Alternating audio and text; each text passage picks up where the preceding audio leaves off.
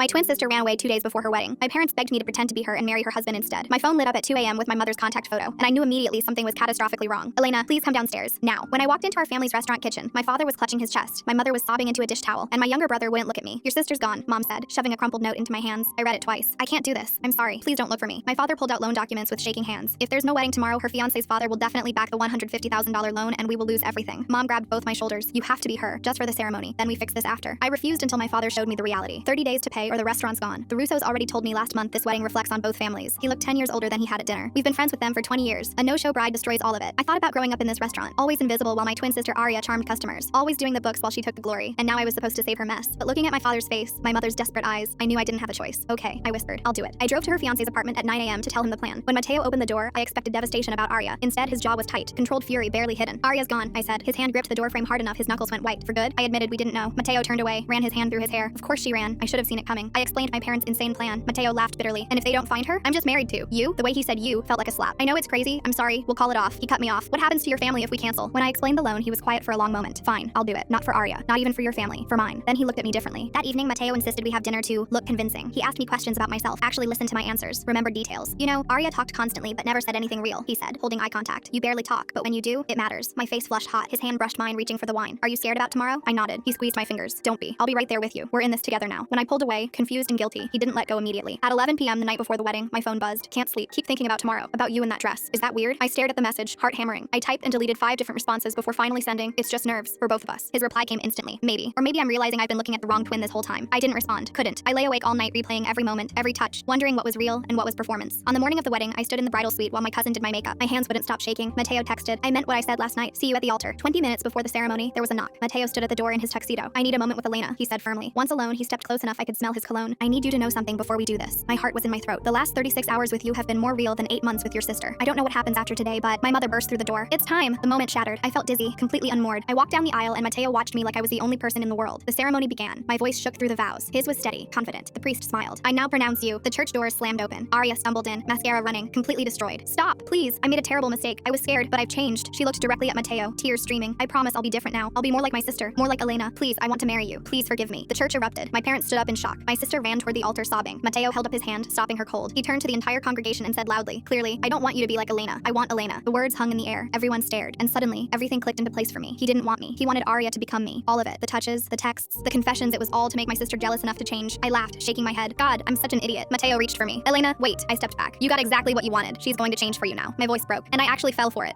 I ripped off the veil and walked straight down the aisle. Didn't look at Mateo. Didn't acknowledge my sister. Ignored my mother calling after me. I stepped into the sunlight, kept walking, finally choosing myself over everyone else's mess.